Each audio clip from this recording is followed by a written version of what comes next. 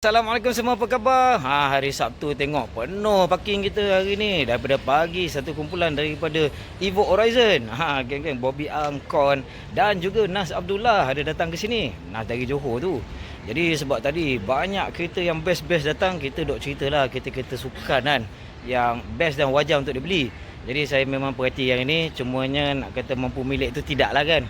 Belum lagi mampu milik. Cuma kalau nak beli yang model sebelumnya, yang tu iaitu Boxster, bukan Cayman Boxster, sebenarnya dah boleh beli lah. Tengok harga dah bawah 100,000. Serius. Ini pula kereta Nas sendiri. Yang ni confirm bawah 100,000 lah. Tetapi sekarang ni harga dah nak naik. Bukan naik semata sebab dia ada apa ni, ganas-ganas ni, body kit semua kan. Tapi sebenarnya inilah ada sembang dengan Nas tu, dia sorok kat belakang sana tu. Konon dia tak nak masuk video lah, dia sorok kat situ kejap kan. Nanti kita tarik dia. Tapi pokok ceritanya, orang Malaysia nak beli kereta, dia tak ikut keinginan sendiri, tak ikut niat sendiri, cita rasa, keinginan dan nafsu. Dia tak kaji spek betul-betul dan lihat apakah yang paling sesuai untuk dia. Terlalu takut bila orang momokkan kata, oh kereta ni susah jagalah, nanti spare part mana nak carilah. Dia tak nak study, buat research sendiri. Sampai sekarang zaman YouTube pun ramai yang malas nak merujuk. Kami zaman saya mula start main kereta dulu, nak kena rujuk Yellow Pages. Yellow Pages tu call tengok mana tempat ada barang, mana kontak-kontak dekat IRC kan, tanya mana kelab-kelab kereta ataupun geng-geng kereta. Jadi yang ini sekarang dah naik harga. Nas, harga asal berapa dulu sebelum Nas minat? Sebelum Nas sibuk-sibuk pasal kereta ni, boleh dapat yang versi 240 kuasa kuda, manual 6 kelajuan, boleh dapat sekitar 40. Bawah pada 40 pun ada kadang kalau yang condition tak berapa cantik tu. Tapi Nas beli baru ni, betul dia sibuk canang habis pukul keliling. Dan geng-geng semua pun ramai yang beli. Jangan cakap dari Johor saja, kat KL pun semua dah teracun. Jadi sekarang harga kereta ni tiba-tiba menaik. Dengan zaman PKP ni, Nas cakap apa, ramai orang saving duit lah pasal moratorium. Moratorium, ramai orang tak bayar duit rumah, ramai orang tak bayar bulanan installment kereta. So dia orang ada extra duit. Bawa kereta pun kurang, jadi patut servis tak bayar servis, patut tukar tayar tak bayar tukar tayar kan? Makan pun makan kat rumah. Makan kat rumah. Lepas tu harga minyak pun rendah. Ya. Jadi oleh itu sekarang dah PKPP pemulihan. Jadi kita dah start main kereta balik tu, yang tempat ni sampai penuh tu. Jadi sekarang Nas dia asalnya dia nak minta saya jadi penumpang dalam kereta dia, tapi sebab kita dah start rakam ni, saya pressure dia bagi saya pandu. Jom masuk kereta Nas. Jom. Baik, kita dah masuk. Nas, kita condongkan sikit kamera Nas. Nas tukar pegang kamera saya hari ni. Bangga. Jadi, Nas ada sebut nak start kereta ni kena bagi panas enjin. Tapi kami dah pun pernah menceritakan tentang ni. Electric seat. Jangan marah. Electric seat lah, bucket seat, leather pula tu. Ori ni semua? Ori ya? Ori. Semua original. So nak panaskan enjin, sebenarnya kalau kita biar enjin melahu ataupun idling, walaupun 10 minit, 15 minit, 20 minit sebenarnya tak guna. Satu, enjin ni dia tak suka beroperasi pada keadaan yang suhu rendah. Suhu rendah tu ada dua. Satu adalah temperature radiator coolant, iaitu cecair penyejuk, macam air tu lah. Lagi satu adalah minyak hitam. Jadi kalau kita biar melahu RPM idling 1000 macam tu kan, biar 20 minit pun engine oil tak naik. Kalau ada engine oil time ada?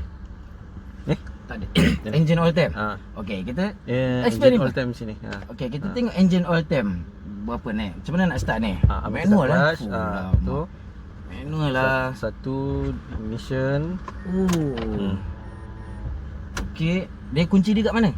Kunci dia pada poket. Kunci pada poket. Dekat sini ada butang, tapi butang tu memang kamera kejap. Kita tunjuk. Butang dia bukan push start. Dia macam kunci juga.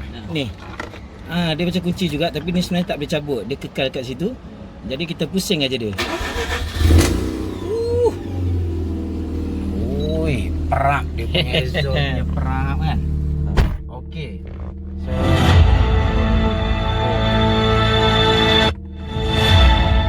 Okey. Sengam. Kita betulkan sikit. Alright. kita tengok tu lah. Oil pressure. Sini ada oil pressure. Mari kita tengok sikit. Ada boleh nampak ada oil pressure kat situ. Oil temp selalu tak ada, tapi ada water temp tambahan kat situ, bagus. Tapi exhaust temp ada. Exhaust time sini. Exhaust temp ada. Okey. Exhaust temp tu dia berkait rapat. Exhaust temp tu dia berkait rapat dengan oil, engine oil temperature. Sebab kalau engine oil temperature ni maknanya dalaman engine tu, bukan luar engine dalaman engine tu panas. Jadi kalau exhaust temp dah 226 degree darjah Celsius ni dah cukup panas dah, tak ada masalah. Ni ikut water temperature pun 53, 54 tu dah. Cantik lah. Okey sangat. Jadi nampak gayanya kereta ni rasanya develop atau dicipta untuk pasaran US dan Eropah juga. Sebab kereta-kereta pasaran Eropah US ni dia nak kekalkan haba yang lama. Maknanya kalau kita balik rumah malam ni, besok pagi pun enjin tu tak habis sejuk. Oh, macam tu. Dia akan tutup sebagai enjin tu supaya kekalkan haba dalaman. Sebelum tu saya nak tunjukkan pasal ini infotainment baru tukar. Asalnya dia problem Mazda ni, dia punya benda alah ni, infotainment dia dulu memang tak ada skrin, memang selalu rosak sebab benda alah ni aircon controller dengan dia punya radio punya controller ECU tu satu. So memang ni lah, memang cepat rosak. So saya dah tukar benda alah ni lah. So lebih best. Okay, berapa harga ni tukar ni? Yang ini Android, harga dia 800, tapi dah campurin benda ni. Casing yang ini mahal, termasuk casing ni tak mahal RM70, tapi ECU dia, ECU controller ni Kanatech nama dia, market 1000 lebih, tapi saya dapat 900. So total habis dekat sini dalam 2000 lebih. Uish. 2000 lebih. 2000 lebih. Tapi tak apa, dapat kereta good value, jadi belanja sikit pun tak apa. Betul. Memang kita kena jadi extra nampak kan. tu. Fuel ratio cantik, exhaust temp dah naik, RPM pun dah rendah. Okey. 446 kan. Jadi kalau katakan masih sejuk enjin tu kan, sebenarnya sama ada kita rev sampai, janganlah tinggi sangat, kita rev sikit-sikit sampai 3000 macam tu. Sebab nak cepatkan dia naik temperature, tapi jangan rev terlalu kuat sebab tak nak pressure. Okey. Lagi satu, kalau kita load rev kosong pun kadang-kadang oil temperature tak naik.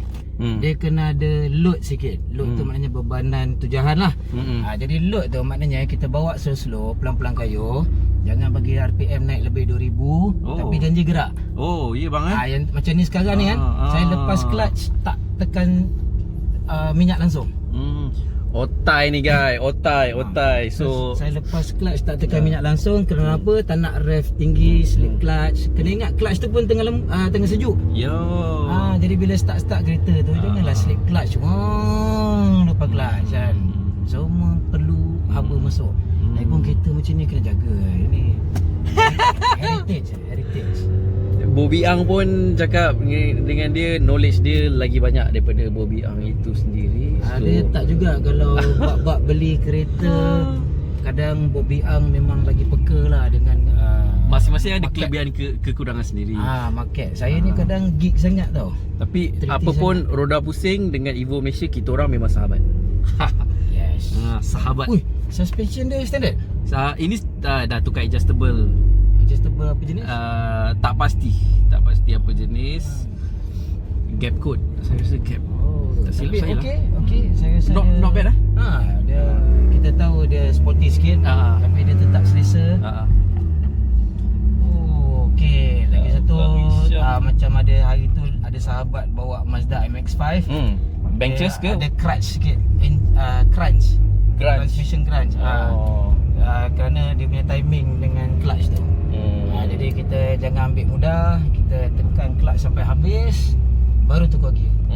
Tapi bila dah laju tu kan, yang tu timing kena cantik lah. Tapi macam mana pun tengok steering ni, Okey bang memang okey. Ni yang ramai orang tak tahu. Tengok kereta ni setengah macam saya, first time tengok kereta ni dalam cerita X-Men. Waktu tu ada ke X-Men? X-Men buat kereta ni. Oh ya ke? Ya. Waktu tu Wolverine dengan yang Cyclops tu semua kan, dia naik kereta ni. Jadi waktu betul-betul dia seronok nak tunjuk boleh masuk orang dekat belakang lah. Tapi ramai peminat kereta dah rasa kurang minat. Satu sebab dia tak rupa sefokus macam Infinity. RX-7 Infinity tu rupa fokus kereta sukan lah kan. Ya betul betul. Ini dah macam ada praktikal sikit. Betul betul. Bulat-bulat sikit, dia tak lepeh sangat. Tak lepeh. Lepas tu dia tak selebar ataupun nampak macam tak selebar. Okey. Tambah lagi ialah dengan kerusi belakang ni nampak. Kerusi belakang dengan pintu yang agak janggal ni.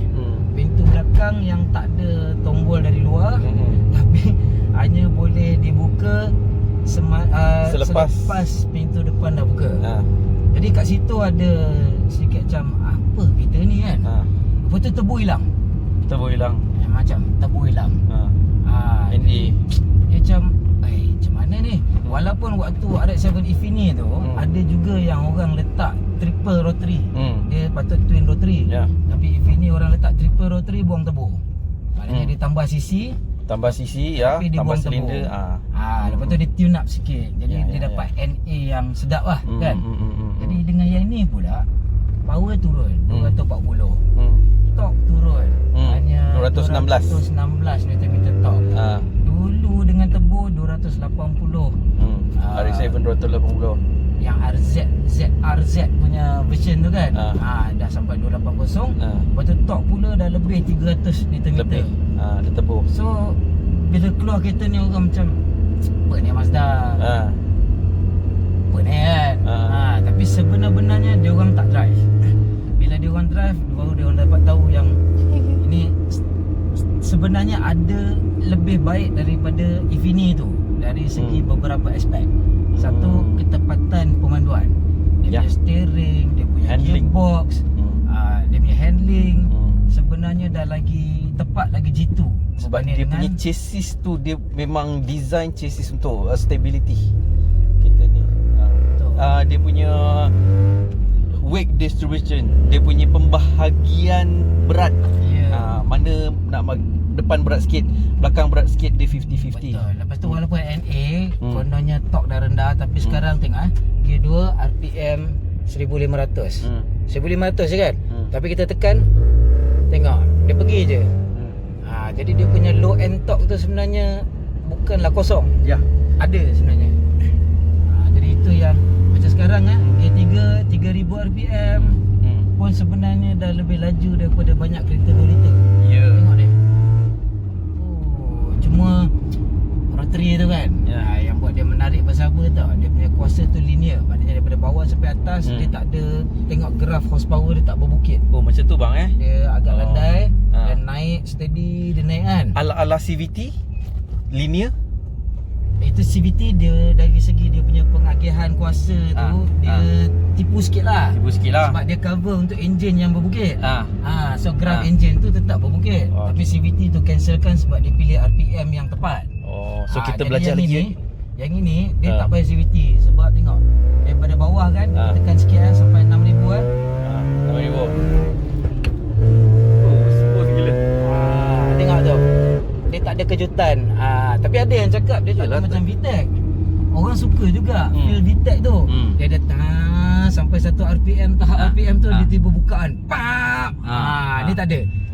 Dia sekata je sampai atas kan. Jadi yang itu ada ada itulah, ada pro and con lah. Setengah orang kata lagi best kalau ada macam ada sikit lah kan. Tapi setengah orang kata tak apa, biar kita yang kawal sendiri pilihan gear, pilihan RPM tu kita sendiri kawal. Dan ia juga digandingkan dengan bunyi rotary tu pelik sikit. Pelik dari segi dia punya kadar RPM tu naik lagi cepat daripada bunyi nada enjin tu naik. Jadi sekarang contoh kan, contoh 2,500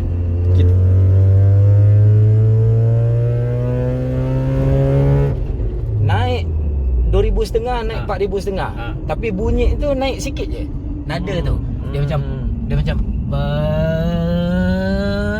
kalau kita internal combustion biasa pakai piston tu, dia mesti bunyi tat. Ayat ni tat. Ya. Dengar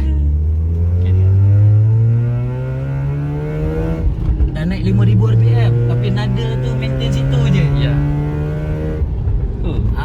Jadi sebab Sebab tu Infinity dengan yang ni saya tak pasti, dia ada beep dekat limiter. Ada. Ini ada beep. Ada beep. Sebab orang ramai terlupa nak tukar gear.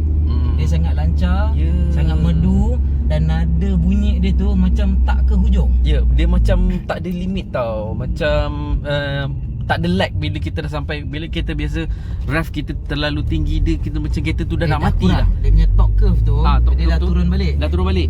Yang ini tak ada. Dia sampai ke red line. Jadi dia ada beep dekat red line tu. Infinity pun sama. Kita bawa kan, Infinity tu lagi lah sebab turbo.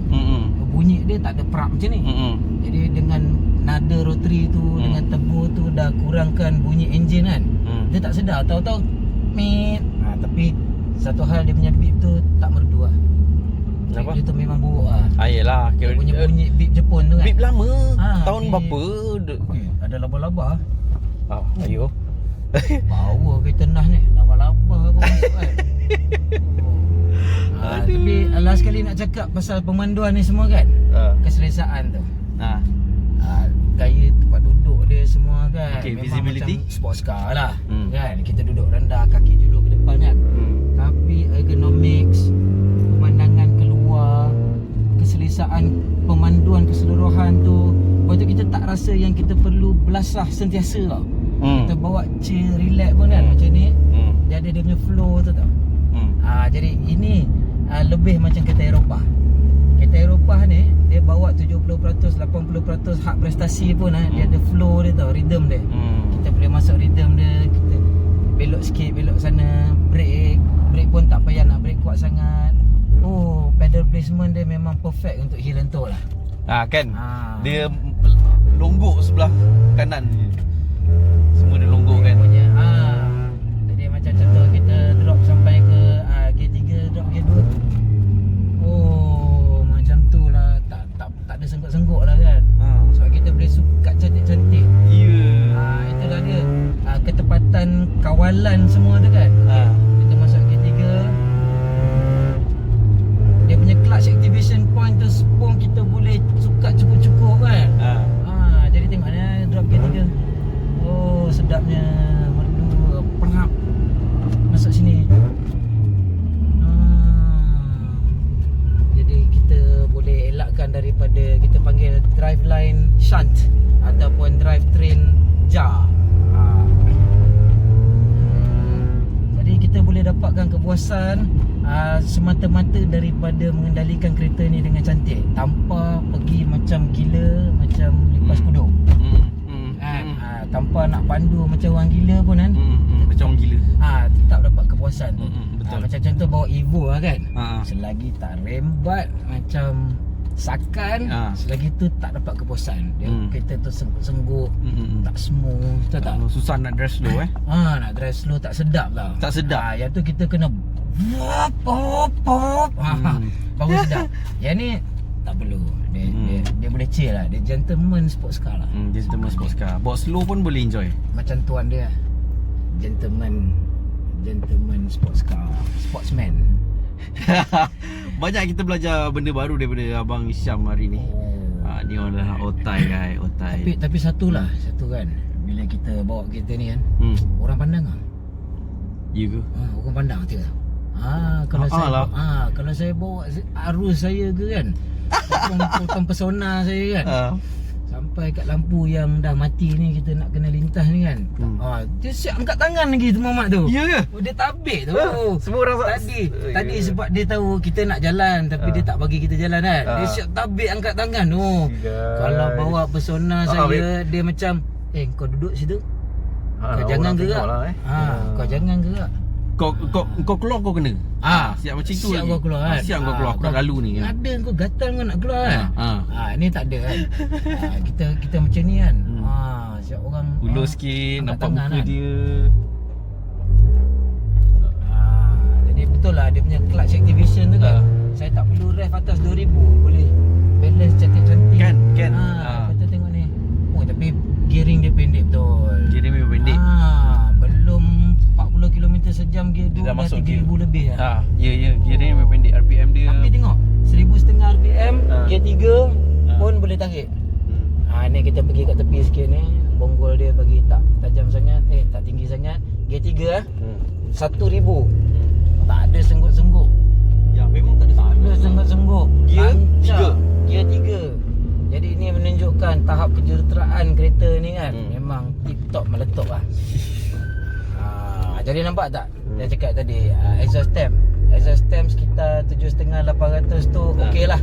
Yang tu limit lah. Kalau dia naik lebih daripada tu untuk pemandu biasa something wrong lah. Jadi Kalau kita highway- highway sebenarnya dia akan turun. Melainkan RPM terlalu tinggi lah. Sebab dia banyak angin kan.